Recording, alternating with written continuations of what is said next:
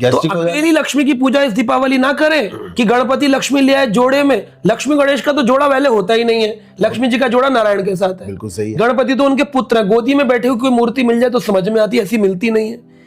गणपति का पूजन तो इसलिए होता था कि भाई पहली पूजा उनसे शुरू होनी चाहिए। हाँ। तो हम वैष्णव लोग तो गणपति को पूजन करने के बजाय किसका पूजन करते हैं? नरसिंह भगवान का, क्योंकि गणपति की शक्ति सारी नरसिंह भगवान से आती है। गणपति केवल भौतिक विघ्न हरता है, नरसिंह भक्ति के आध्यात्मिक विघ्न और भौतिक दोनों के विघ्न हरते हैं। इसलिए वैष्णव नरसिंह भगवान से प्रारंभ करते हैं। पर गणपति पूजन भी करें तो कोई अपराध नहीं है। गणपति से बोल सकते हैं कि मुझे भक्ति युक्त जीवन दीजिए। जैसे आपने महाभारत रचना करी वेद व्यास ने, वैसे ही मैं भी भागवत ग्रंथ महाभारत आदि में मेरा मन लगे, चित्त लगे, मैं आपकी कृपा चाहता हूं। ये पूजन कर सकते हैं। अब आगे लक्ष्मी के साथ जब पूजन करें तो अकेली लक्ष्मी नहीं, नारायण के साथ, नहीं तो स्थिर नहीं रहेगी, चंचला रहेगी, दुखी रहोगे, ड्रॉर खाली हो जाएंगी, जितनी आएगी उतनी चली जाएगी, हाथ में टिकेगी नहीं। तो धनतेरस के बाद जो अगला दिन है वो है नरक चतुर्दशी। अब 17 की एकादशी, 18 की वसुबारस, 19 की धनतेरस, तो 20 की हो गई छोटी दिवाली। अब कोई व्यक्ति अगर आगे पीछे भी व्रत को करे कि जैसे 20 और 21 2 दिन अमावस्या पड़ रही, तो 20 को सुबह चतुर्दशी है और 19 की रात को भी चतुर्दशी है। तो जो यम का दीपक लगाया जाता है वो 19 की रात को लगाएंगे, क्योंकि 20 की रात को तो अमावस्या लग जाएगी। तो 19 की रात को आपको लगाना है, चतुर्दशी की रात्रि को, 4 मुख का दीपक अपने घर के बाहर। अब ये जो दीपक लगाया जाता है, ये इसका मंत्र भी हमने पिछले साल भी दिया था, इस साल भी देते हैं। इसको कहते हैं यमराज जी के लिए दीपक लगाना है, दक्षिण दिशा में जलाना चाहिए। और परिवार को अकाल मृत्यु से, अकाल मृत्यु यानी कि अनटाइमली डेथ की नहीं लिखित हो गई। वैसे तो अकाल नाम का कोई मृत्यु है नहीं, क्योंकि जिसकी भी मृत्यु होती है वो काल में होती है। जब जन्म हुआ तभी काल निश्चित हो गया, निश्चित हो गया। तो अकाल का मतलब हो गया कि हाँ, हम नहीं सोचते थे कि इसको अभी मरना चाहिए, मर गए इसलिए अकाल बोलते हैं। पर अनहोनी होती नहीं, और जो होनी सो होए, तुलसी राम भरोसे, निर्भय होकर सोए। अनहोनी तो कभी हो ही नहीं सकती कि 18 साल का मर गया। कई ऐसे परिवारों में हमने देखा दीपावली के दिन ही किसी की मृत्यु हो जाती है। अब व्यक्ति बेचारा बड़ा दुखी होता है, अकाल मृत्यु हो गई। उससे बचने के लिए कि आगे हमारे परिवार में ऐसा ना हो, यमराज हम पर कृपा करें, तो 4 मुख का दीपक दक्षिण दिशा की ओर, अपने घर का जैसे है उसका साउथ डायरेक्शन देखिए, वहां द्वार के बाहर, अंदर नहीं घर के बाहर 4 मुख का दीपक दक्षिण दिशा की ओर करते हुए लगा देना चाहिए। अगर घर में कोई दक्षिण दिशा नहीं है, फ्लैट है, तो छत पे लगा दे, नहीं तो बालकनी जो है उसकी दक्षिण दिशा देखिए कहां पड़ती है। आजकल कंपास में देख सकते हैं, साउथ डायरेक्शन में 4 मुख का दीपक लगा दीजिए। अब कई लोग बोलते हैं भाई प्रभु जी आप तो वैष्णव है, कर्म कांड में बता रहे हैं हमको करना चाहिए। कर्म कांड नहीं है, ये भागवत विधि है, शास्त्रिक विधि है, वैदिक विधि है, स्कंद पुराण पद्म पुराण युक्त है। आप नाम भजन करेंगे तब तो आप बची गए यमराज से। लेकिन परिवार के सब लोग नाम भजन तो नहीं कर रहे। परिवार में जो आपसे पूर्वज थे उन्होंने तो नाम भजन नहीं किया था। क्या सारा परिवार नाम भजन में लगा है? तो उनकी गति कैसे होगी? उनकी गति के लिए दीपक लगाया। कुछ लोग तो आपने देखा होगा वो स्काई लैम्प छोड़ते हैं। तो ये मैंने पढ़ा, हरि भक्ति विलास में सनातन गोस्वामी लिख रहे हैं कि जो आपके पूर्वज शरीर छोड़ चुके हैं उनके लिए स्काई लैम्प छोड़ना चाहिए। स्काई लैम्प छोड़ना चाहिए ऊपर आकाश मार्ग में। जब आप अपने पिताजी दादाजी के नाम पर वो स्काई लैम्प छोड़ेंगे, उसको कहते हैं आकाश दीपक। आकाश में दीपक छोड़ना है, उससे पितरों की रास्ता मिलेगा, वो जहां अटके होंगे निकल जाएंगे। स्काई लैम्प अगर वो नहीं छोड़ सकते तो घर के बिल्कुल टॉप में, शिखर में दीपक लगाना चाहिए। अब ये सब चीजें हरि भक्ति विलास में सनातन गोस्वामी, ये कोई कर्मकांड नहीं है, ये वैदिक विधि है। तो आपसे बेसिकली पॉडकास्ट बातचीत करने का यही था कि शास्त्र अनुमोदित जो हो। तो कहते हैं इसका एक मंत्र दिया गया है शास्त्र में। एक तो 10वें स्कंद के 59वें अध्याय 59 चैप्टर को नरकासुर का वध किया। भगवान कृष्ण ने नरकासुर राक्षस को मारा। 16,100 कन्या अलग अलग राज्य से उसने प्रज्ञा ज्योतिषपुर में रख ली थी। तो भगवान कृष्ण गए सत्यभामा को साथ लेके, क्योंकि वो पुत्र था पृथ्वी का, और पृथ्वी का रूप स्वरूप है सत्यभामा। तो सत्यभामा, पृथ्वी ने यह वरदान मांगा था कि प्रभु इसका वध आप भी ना कर सके तो कौन करेगा? आप भी ना कर सके, और वैसे भी वो बहुत पावरफुल है। तो कौन मारे? पृथ्वी मार सकती है, माँ ही मार सकती है। कोई सत्यभामा माता जानती है कि नरकासुर को कोई नहीं मार सकता, इसलिए उसको सत्यभामा गरुड़ पर बैठकर भगवान के साथ गई। प्रज्ञा ज्योतिषपुर पूरा खंडन किया, मुर नामक राक्षस आया उसको भी वध किया। बाद में जब वो निकल कर आया, क्या नाम था उसका, नरकासुर, तो भगवान ने उसका वध करना चाहा लेकिन वो मरा नहीं। तब सत्यभामा माता ने बोला मारिए प्रभु, तब जाकर के सुदर्शन चक्र से प्रभु ने नरकासुर का वध किया। जब नरकासुर मरा तब नाम पड़ा नरक चतुर्दशी। और इसी दिन जी 16,100 कन्या बोली कि प्रभु हमारी रक्षा किससे होगी, हम 16,100 विवाह किससे करेंगे, हम हमारे तो परिवार ने त्याग कर दिया क्योंकि हमें राक्षस ले आया। आज भी कलयुग में कोई लड़की अगर किसी के रहा है तो लोग शादी नहीं करते। आज भी कलयुग के इतने एडवांस जमाने, उस पर दोषारोपण होता है। तो 16,100 कन्या द्वापर में कैसे विवाह करती, तो कृष्ण को उन्होंने विनती करी, तब भगवान कृष्ण आए और 16,100 कन्या को मुक्त कराया। बोले हम कहां जाएंगी, भगवान बोले तुम क्या चाहते, बोले हम आप ही को चाहते। तो भगवान ने सबका 16,100 के लिए महल बनाया द्वारका में और सबके साथ एक ही काल में विवाह कर लिया। तो नरक चतुर्दशी क्या हो गई, भगवान की तो वेडिंग डेट हो गई, वेडिंग डेट है। तो उसीलिए जो छोटी दिवाली बना रहे हैं, पटाखे चला है, ये वेडिंग डेट है भगवान कृष्ण की। नरकासुर का वध है, यम की यातनाओं से मुक्ति है और वेडिंग डेट है। तो दीपक लगाते वक्त मंत्र बोले, दत्तो दीपा चतुर्दश्यो नरक प्रीतये मया चतुर्वर्ती समायुक्ता सर्व पाप विमुक्ते। सारे पाप खत्म हो जाए, हे नरक में ना जाना पड़े प्रभु, इतना कृपा। अब स्कंद पुराण में ऐसा श्लोक क्यों दिया गया, सारी दुनिया तो भजन नहीं करती, तो कम से कम दीपावली के बहाने कार्तिक के महीने में एक दीपक लगा देंगे तो बेचारा शायद हो सकता है नरक जाने से बच जाए। अब उधर तो दीपक लगा के आया है, अंदर नॉनवेज खा रहा है। यमराज कहेंगे पहले तू आजा, दीपक बुझा के खुद ही आ जाएंगे तू आजा बाहर। मदिरा पान कर रहे हैं, जुआ खेल रहे, दिवाली में मांस खा रहे। अरे दीपक लगाने का फल क्या मिला तुमको, सारा तुमने पाप युक्त कर लिया। यमराज पकड़ लेंगे क्या, यमराज द्वार से ही आएंगे, कहीं से भी आ सकते हैं। यमराज और यमदूतों के लिए तो कोई जगह कोई स्टॉपेज नहीं है, तो कहीं पे भी प्रवेश कर, तो फिर क्या करोगे हर जगह पे। तो इस प्रकार नरक चतुर्दशी, और नरक चतुर्दशी का एक नाम और है, बताइए क्या नाम है। नरक चतुर्दशी का एक नाम और है, अगर आप शास्त्र पढ़ते हैं आपको स्मरण हो, अगर आपने तो बहुत दीपावली बनाई है, एक नाम है नरक चतुर्दशी का, एक और नाम बोला जाता है, क्या नाम है, रूप चौदस। रूप चौदस, हाँ याद है आपको, सुना है आपने, रूप चौदस। क्यों रूप चौदस नाम पड़ा, समुद्र मंथन हुआ, उसमें परिजात वृक्ष निकला। परिजात वृक्ष की ये शक्ति है कि जिसके घर परिजात पुष्प होगा वो चिर यौवनी रहेगी। नारद जी ने लाकर के एक पुष्प सत्यभामा को देने की बजाय रुक्मणी को दे दिया। अब रुक्मणी को जब देखा कि बाल में लगाए, बोले क्यों, क्या है नारद जी, बोले चिर यौवनी रहेंगी। तो बोले भाई, सत्यभामा बोली मेरे लिए कुछ नहीं।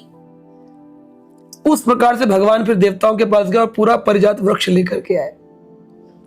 तो यहां हम देख सकते हैं कि जो समुद्र मंथन से परिजात वृक्ष भगवान ने देवताओं को दिया, देवता ऐसे मूर्ख थे, भगवान से युद्ध किए। हाँ, इसका वर्णन आता है भागवतम में, भगवान से युद्ध किए और भगवान फिर वो परिजात गरुड़ की मस्तक पर रखकर उठा लाए। भगवान बोले मेरी प्रॉपर्टी, मैंने समुद्र मंथन कराया, मुझे नहीं देते, ले गए द्वारका में ला जाके लगा दिया।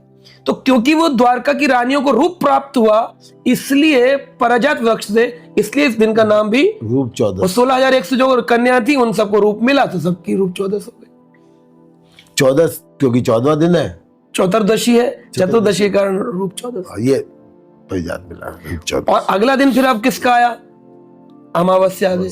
अब अमावस्या कार्तिक की बड़ी भयानक है। सारे तंत्र मंत्र पूजा करने वाले, प्रेत सिद्धि करने वाले शमशानों में बैठ जाते हैं जाके, और शमशानों में प्रेतों को सिद्ध करते हैं। जितने भी हमारे कुछ जानकार हैं उन्होंने प्रेत सिद्ध कर रखे। तमोगुणी पूजन है ये, पर ये भी किस दिन होता है, पूरे साल इंतजार होता है किस दिन पूजा करें, बोले अमावस्या, कार्तिक अमावस्या। इसलिए प्रज्ञा ज्योतिष में जो नरकासुर था उसने भी कार्तिक अमावस्या में विवाह का सोचा था, क्योंकि राक्षस था। तो तमोगुणी लोग भी इस दिन प्रबल हो जाते हैं, प्रबल शक्तियां होती हैं। इसलिए दीपक लगवाए शास्त्रों में कि कोई प्रबल शक्ति हमारे घर में प्रवेश ना करे। तो प्रभु जी, इसके एक चीज है, आज की डेट में लोग इलेक्ट्रिक लाइट्स लगा देते हैं, वो भी आगे एक दीवार पे टांग दी, वो तो गलत है, वो तो बेकार है। पूरे घर में दीपमालिका क्यों, लोग बोलते राम जी का स्वागत, राम जी तो आए नहीं वाल्मीकि रामायण के अनुसार, राम जी तो आए ही नहीं दीपावली पे, राम जी तो चैत्र के महीने में आए, तो फिर क्यों? बोले लक्ष्मी जी जब प्रकट हुई, उनके शरीर से जो आभा निकली उसने सारी जगह चकमक चकमक कर दिया। तो लक्ष्मी जी का प्राकट्य दिवस दीपावली के रूप में मनाया जाए। राम के स्वागत बना तब भी कोई बुरा नहीं है, राम जी का स्वागत तो सब कभी भी किया जा सकता है, प्रभु राम तो हमारे ईश्वर है। और दीपावली के दिन यशोदा मैया ने दामोदर भगवान को बांधा, इसलिए उनके लिए दीपदान होता है। तो मैं पूरी विधि बता देता हूं आपको दीपावली पे क्या क्या। अति सुंदर, इतना डिटेल्ड में आपने बताया। अभी तो क्या दीपावली और धनतेरस वगैरह है, बहुत अति सुंदर। मेरे ख्याल में व्यूअर्स भी को पता चलेगा। अभी तो आप विधि शुरू कर रहे हैं भाई, जब ध्यान से सुन लो, लिख लो, और नहीं तो आपको सब कुछ मिलेगा इसी में ही। तो वैदिक दीपावली जिसकी हम बात कर रहे हैं प्रभु जी, इसमें क्या करना चाहिए दीपावली के दिन? सबसे पहले सुबह उठ करके तो स्नान करें जी, स्नान करें, मंत्र बोले भगवान का, जो हम प्रातः दामोदर महीने में बोलते हैं कि तव ध्यानेन देवेश जलम आस्मिनिम स्नातुम उद्धृत त्वत्प्रसादाश्च मे पापम दामोदरा विनश्यतु। इसको बोलकर स्नान करें। अगर ये मंत्र नहीं आता है तो हरे कृष्ण कृष्ण कृष्ण हरे हरे, हरे राम राम राम। और स्नान में बोलते हैं गंगा मैया की जय, यमुना मैया की जय, सरस्वती मैया की जय। तो आपको गंगा यमुना सरस्वती स्नान का फल मिल गया। स्नान करके तिलक आदि लगाए। घर में जो भी देव स्थान है, पूजन स्थान है, आपका मंदिर है, उसकी सफाई करिए। सफाई करना एक इंपॉर्टेंट अंग है, क्योंकि लक्ष्मी माता को पसंद है सफाई, इसीलिए दीपावली पे सफाई होती है। अब ये सारी विधियां आई तो वैदिक काल से थी, अब लेकिन लोग सोफा साफ कर रहे हैं लेकिन मंदिर साफ नहीं कर रहे हैं। मुख्य यहाँ पर मंदिर साफ करना, घर साफ करना इंपॉर्टेंट नहीं है, घर भी करिए, मंदिर मुख्य है क्योंकि वह भगवान का स्थान है। उसमें किसी एक व्यक्ति को लगा दीजिए पूरा दिन मंदिर साफ करने में। लोग क्या करते हैं, घर साफ करते हैं, बाद में एक पटा रख के चौकी पे लाल कपड़ा रख के लक्ष्मी गणेश पूजन कर लिया और विसर्जन कर दिया। ये कोई तरीका थोड़ी हुआ पूजन का। अरे आपका कोई देव स्थान होना चाहिए। घर में सबका बेडरूम है, मास्टर रूम है, चाइल्ड रूम है, तो गॉड्स रूम किधर है? भगवान का घर कौन सा कमरा है? कोई स्थान, भगवान का देव स्थान, देव पूजन स्थान। पहले गांव वगैरह में देव पूजन स्थान होते थे, तो देव स्थान बनाइए। मुख्य रूप से घर के ईशान कोण में, नॉर्थ ईस्ट डायरेक्शन में हो तो बहुत अच्छा है। वहां पर भगवान का स्थापना करी हुई है, जहां मंदिर है उसकी सफाई करिए पूरा, एकदम जैसे गुंडीचा मार्जन में करते हैं ना, साफ करिए उसको। फिर वहां पर भगवान को स्नान कराइए, भगवान का अभिषेक करिए, भगवान के वस्त्र बदलिए, नवीन वस्त्र। आप नए कपड़े पहन रहे, भगवान को भी नए वस्त्र पहनाइए। और सुबह सुबह 5:20 पर क्या हुई थी? भगवान की दामोदर लीला हुई थी। तो दामोदर लीला में दामोदर अष्टकम गा के भगवान को दीपदान कर दीजिए सुबह ही। और दामोदर लीला का पाठ 10वें स्कंद से भागवत से पढ़ लीजिए। तो दामोदर लीला 5:10 से 8 बजे के बीच में हुई है, उसको पढ़ के 8 बजे तक आप तैयार हो गए कि अब मेरा माइंड दीपावली उत्सव, यशोदा दामोदर लीला, जिसके लिए पूरा महीना मैं दामोदर अष्टकम कर रहा हूँ, वो मेरा उत्सव हो गया। मतलब 8 बजे तक खुद तैयार होके मंदिर की सफाई करके, सारा मंदिर साफ करके, भगवान का अभिषेक करके आपको भगवान को स्थापित करना है। और उसके बाद दामोदर अष्टकम तो चलो 10 मिनट लेता है। हाँ, दामोदर अष्टकम का नमामीश्वरम सच्चिदानंद रूपम, दीपदान करना है भगवान के चरणों में 4 बार, 2 बार मध्य स्थान में, 3 बार मुखारविंद पे, 7 बार पूरे शरीर पर। तो ये हो गया। फिर दीपक उठा के तुलसी के पास नीचे गमले के रख दीजिए। ये आपका सुबह हो गई। अब घर में सफाई चालू करी आपने, घर की सफाई करी आपने। घर की सफाई के साथ हृदय की सफाई भी करो। घर की सफाई में पर्दे बदले, सोफा बदला, बहुत बढ़िया किया। अब थोड़ा सा भगवान के नाम का जप कर लो। हरे कृष्ण कृष्ण कृष्ण हरे हरे, हरे राम राम राम, कृष्ण कृष्ण कृष्ण हरे हरे, हरे राम राम राम। थोड़ा सा भागवत पढ़ लो, थोड़ा सा भागवत सुन लो। हमारी प्रतिदिन दीपावली का पॉडकास्ट ही देख लो, कुछ नहीं, इसी में आपको भक्ति का कुछ अंग मिल जाएगा। ये सुन ले दीपावली के दिवस पर। अब दीपावली का मध्य भाग आ गया, तो 11 से 12 पितरों का पूजन मैंने जैसे बताया। तो एक थाली निकाल करके जो भोजन बना है वो भगवान का भोग लगने के बाद गाय को खिला दो।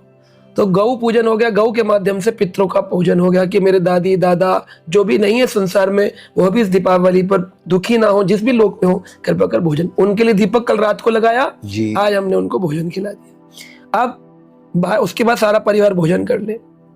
भोजन हो गया, फिर घर में रंगोली आदि बनाई आपने, संध्या काल वेला का तैयारी करी प्रदोष काल के लिए। प्रदोष काल मैंने जैसे बताया सूर्य अस्त से 1.5 घंटा पहले और सूर्य अस्त के 1 घंटा बाद तक चलता है। अच्छा, तो ये जो 2.5 घंटे से प्रदोष काल कहते हैं, प्रदोष यानी संध्या काल, संध्या काल, दोष यानी रात्रि, रात्रि से कुछ देर पहले का काल, प्रदोष काल। बिल्कुल ठीक है। अब ये आ गया।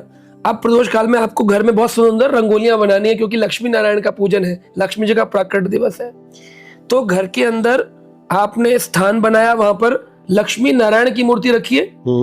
लक्ष्मी नारायण की पूजन की जगह आप कर सकते हैं सीताराम की पूजा, क्योंकि रामचंद्र से ही तो नारायण निकले हैं और सीता जी से तो लक्ष्मी जी निकली हैं।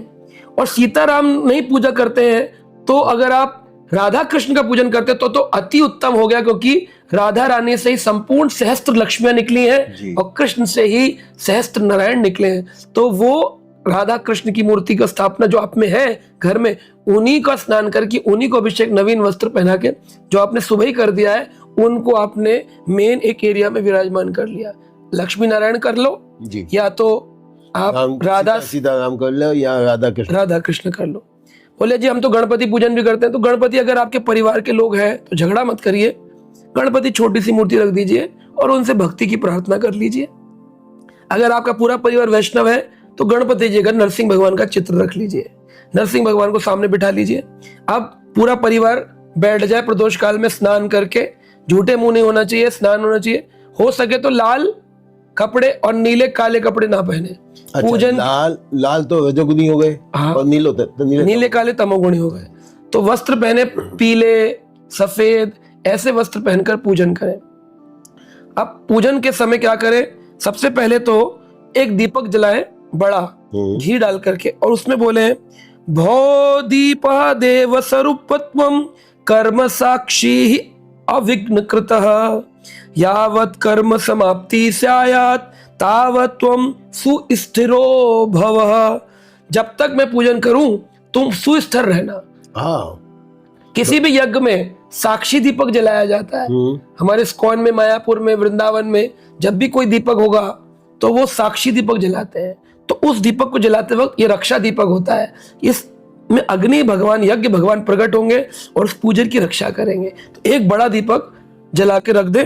भो देव स्वरूपत्वं कर्म साक्षी अविघ्न कृतः, मेरा काम अविघ्न कृत हो।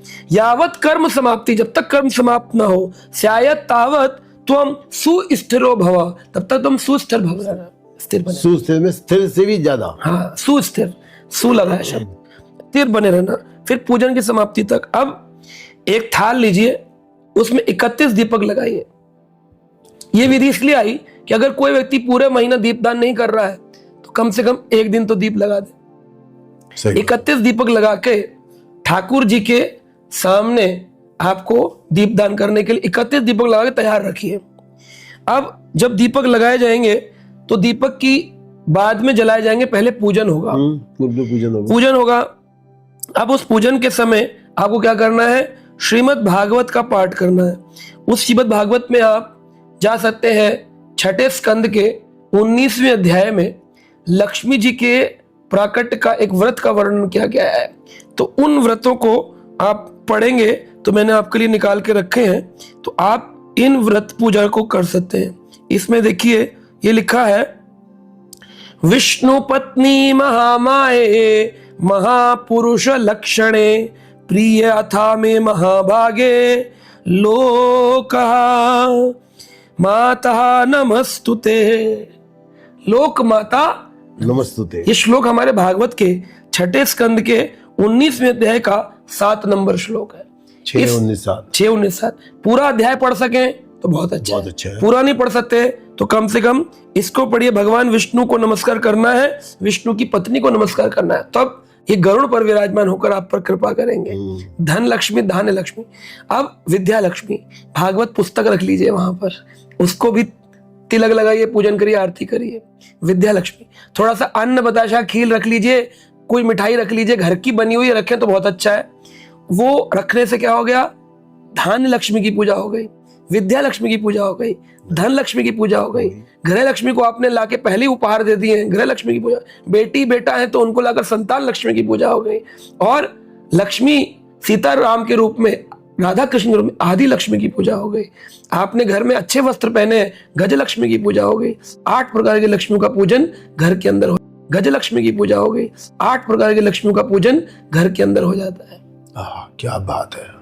ये ऐसा करना है, मतलब कि सिस्टमेटिकली भी हो गया, सारी लक्ष्मियों की पूजा भी हो गई और विष्णु जी के साथ, बिना विष्णु के करी तो कोई फल नहीं है। विष्णु भी हो गए। अब पूजन जब प्रारंभ करें तो पूजन में यही रहता है, सबसे पहले जो घर के बुजुर्ग हैं उनको बिठा लें, आचमन करें। ओम केशवाय नमः, ओम नारायणाय नमः, ओम माधवाय नमः, ओम गोविंदाय करके हाथ धो लें। ओम अपवित्रम पवित्रम व सर्वाम अवस्थाम गतोपि व स्मरेत पुंडरीकाक्षा सा भयम अभ्यंतरम शुचि, ये पवित्रता हो गई जी। अब आपने राधा कृष्ण को जो पूजन करना है वो सबसे पहले भोग लगाना है। कोई आपके घर आता है तो क्या करते हैं, आप उनका पाद प्रक्षालन करते हैं। तो आपको एक पान का पत्ता या कोई चम्मच आदि लेके, नया पात्र हो, धनतेरस पे खरीदा गया तो और उत्तम है, उससे लक्ष्मी नारायण को स्वागत करें कि आपका पाद प्रक्षालन कर रहे हैं। बड़े बड़े साधु भी घर आते तो उनके पांव प्रक्षालन किया होता है। केवट ने राम जी का किया था जी। सुदामा का श्री कृष्ण ने स्वयं कर दिया भगवान ने। तो पाद प्रक्षालन करे इस भाव से कि हम भगवान का पाद प्रक्षालन कर रहे हैं। तो उसमें इति आचमनम करा के इधि अर्घ्यम, अर्घ दे रहे हैं, उनका स्वागत, मंत्र ना भी बोले, इतना बोले कि आपका हम स्वागत करते हैं। फिर स्वागत करके क्या करते हैं, किसी व्यक्ति को माला पहनाते हैं, स्वागत करते तो माला पहनाए, और क्या करते हैं, तिलक लगाते। तो राधा कृष्ण को नया गोपी चंदन, पुराना नहीं होना चाहिए, नया गोपी चंदन की निकाल के, क्योंकि कृष्ण को बड़ा पसंद है गोपियों की रज, तो वो गोपी चंदन भगवान कृष्ण को लगाया जाए, लक्ष्मी नारायण को लगाया जाए, जो भी आपके देवता हैं उनको लगा दिया जाए। लाल तिलक रजगुणी लोग इस्तेमाल करते हैं, सफेद तिलक सत्वगुणी लोग इस्तेमाल, लाल करने में भी कोई बुराई नहीं है, पूजन विधि में इस्तेमाल होता है। रोली क्या बोलते हैं उसको, रोली या कुमकुम बोलते हैं, कुमकुम बोलते, उससे अक्षत कुमकुम लेके भगवान का स्वागत करें। उसके बाद क्या करते हैं, जब कोई आ जाता है उसका हाथ धुलाते हैं खाना खाने से पहले। अब भगवान को भोग लगाने से पहले उनका हाथ प्रक्षालम इति हस्त प्रक्षालन कर दिया। भगवान के हाथ धुल गए, दोनों के, लक्ष्मी नारायण के, देवताओं के, जो भी आपके घर में है।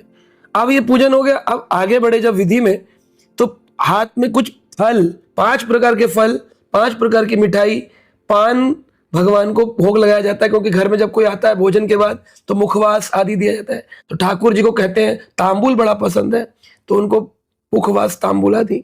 आपको नहीं खाना है तांबुल प्रसाद रूप में, किसी को दान में दे सकते हैं, किसी को खिला सकते हैं, किसी गेस्ट को दे सकते हैं प्रसाद में। स्वयं पान नहीं खाना, पर भगवान को खिलाना है।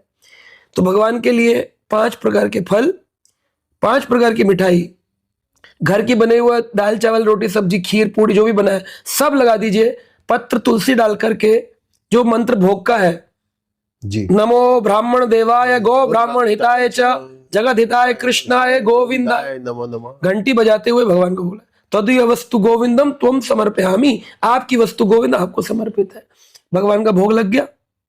5 मिनट रुक के तब तक कीर्तन किया ठाकुर जी का, राधे कृष्ण राधे कृष्ण राधे कृष्ण कृष्ण कृष्ण राधे।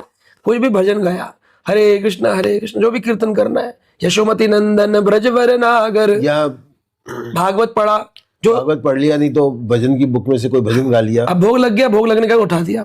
अब भोग लगने के बाद फिर क्या करते हैं, हाथ धुलाते हैं दोबारा कि नहीं कोई आया तो फिर हाथ प्रक्षालन, फिर अपने 2 चम्मच 3 चम्मच बूंद लेके हाथ प्रक्षालन कर दिया। उसके बाद परिवार के सभी लोग पुष्प अर्पित करेंगे, थैंक यू बोलते हैं कि नहीं, भगवान को थैंक यू बोला गया। हे प्रभु आप आए, आपने हमारी पूजन सुखाई, हे लक्ष्मी माता हमें इतना धन दीजिए, कितना धन दीजिए, साईं इतना दीजियो जामे कुटुंब समाए, मैं भी भूखा ना रहूं और साधु भी भूखा, साधु ना भूखा जाए। इतना चाहिए धन, ज्यादा धन नहीं, कितना धन चाहिए, जितना सब्जी में नमक, सब्जी में नमक ज्यादा हो जाएगा तो भी सब्जी बेकार है, कड़वा, और नहीं होगा तो भी फीका, तो फीका। तो उतनी धन हमें चाहिए लक्ष्मी माता की आपकी सेवा हो, साधुओं की सेवा हो, इतनी कृपा, ज्यादा नहीं चाहिए हमको, ये कर दे। और जो निष्काम होकर के भगवान का भजन करते हैं वो तो मांगते ही नहीं, क्योंकि ठाकुर जी जानते हैं तुमको कितना चाहिए, कितनी जरूरत है, उनको बताना नहीं, उनसे मांगना नहीं। निष्काम भाव होके बोले, निष्काम होके मैं दिन रात गाऊं गोविंद दामोदर माधवेति। निष्काम होकर के भजन करो तो मांगो मत, बस केवल सर्विस करो, भगवान की सेवा करो। अब जब भगवान को सबने पुष्प चढ़ाए तो सब थोड़ा थोड़ा धन अर्पित करो, भगवान को दान दो, जो दान बाद में मंदिर भिजवा दिया जाए, भक्तों को दे दिया जाए, या आपके घर में जो भी सेवा करने आए उनको दे दिया जाए, कुछ दान भगवान के नाम से निकाल दिया जाए। अब सब लोग अपने अपने 100, 500, 1000, 2000 जिसकी जितनी यथाशक्ति भगवान को पुष्पों के साथ अर्पित कर दिया पैसा। अब भगवान को इत्र लगाया, भगवान को थैंक यू बोला, आह्वान किया था, और अब साथ में अंत में भगवान को तांबूल खिला करके विश्राम करने के लिए गद्दी बना दी जाए, और उस गद्दी के ऊपर भगवान रात में विश्राम करेंगे लक्ष्मी नारायण। तो लक्ष्मी जी का, नारायण का एक सिंहासन शयन का एक लगा दिया जाए। सबके घरों में होता है वैष्णव, जो वैष्णव नहीं है वो लोग भी लगा सकते हैं शयन का। अब शयन से पहले 31 दीपक जो लगाए आपने, तैयार किए उनका आपको भजन करना है। अब वो भजन करने से पहले 31 दीपक जो लगाए, हाँ, उसमें गाय का घी डाला जाए या सरसों का तेल? तिल का तेल। सरसों का तेल किसी पूजन में इस्तेमाल नहीं होगा। केवल सरसों के तेल के दीपक जो होते हैं वो घर के बाहर जब आप लगाएंगे, जो कोई काली शक्ति, कोई बुरी नजर मेरे घर को ना लगे, तब आपको सरसों का तेल का दीपक जलाने हैं। पितृ का जो जलेगा वो सरसों के तेल का है। अच्छा, पितृ वाला सरसों के तेल का है। लेकिन भगवान का और देवस्थानों का वो घी या तो तिल का तेल। तो जो 4 मुख वाला वो सरसों के तेल से, नरक चतुर्दशी पर को वो तिल का तेल, सरसों का तेल, वो सरसों का तेल। अब 31 दीपक जब जलाए तो मंत्र क्या बोले? भक्त्या दीपम प्रयच्छामि देवाय परमात्मने त्राहि माम निर्यात घोरात दीपक ज्योतिर्नमस्तुते। इस मंत्र को बोल के दीपक 31 जला ले। फिर दामोदर अष्टकम गाए संध्या काल में। 31 दीपक से सारा परिवार, a family which prays together stays together, family which dines together shines together। जो साथ में पूजा करते हैं वो साथ में रहते हैं, साथ में प्रेम से सब मिलकर के भगवान की आरती गाएं। नमामीश्वरम सच्चिदानंद रूपम, नमस्ते नरसिंहाय प्रहलाद लादायिने। इन मंत्र आदि पूजाओं को गाए और उतार के दीपक भगवान के 2-3 मंदिर में लगा दिए, 2-3 तुलसी के पास लगा दिए, घर में पानी का स्थान वहां लगा दिया, घर में विद्या का स्थान वहां लगा दिया, घर का शिखर हो गया वहां लगा दिया, मंदिर का शिखर हो गया वहां लगा दिया, घर में जहां धन आदि रखा वहां लगा दिया, किचन में जहां राधा रानी की रसोई है वहां लगा दिया। ऐसे 31 दीपों का वितरण कर दिया। घर के बाहर नहीं लग रहे हैं, घर के अंदर लग रहे हैं। आप जब बाहर लगाएंगे तो आप 100 लगाओ, 500 लगाओ, लाइट लगाओ, वो आपके ऊपर है। उसमें भी जब वो सरसों के तेल से लग सकते हैं। उनको लगाते वक्त आपको मंत्र बोलना है जो संसार में सभी बोलते हैं। शुभम करोति कल्याणम आरोग्यम धन संपदा शत्रु बुद्धि विनाशाय दीपक ज्योति नमस्तुते। तो ये बाहर जब दीपक लगे तब ये भक्ति का दीपक भगवान के लिए, बाहर का दीपक में शुभम करोति कल्याणम, मेरा कल्याण हो, शुभ हो मेरे जीवन में। नारायण के चरण बनाए, भगवान के 19 चिन्हों के, राधा कृष्ण के चिन्ह लगाए। लक्ष्मी जी के वो प्लास्टिक के लगाने की आवश्यकता नहीं। भगवान कृष्ण के चिन्ह लगाए, राधा कृष्ण के 19 चिन्हों के चित्र घर में भगवान के ऑल्टर पे लगाए। ये आपको करना है दीपावली के दिन।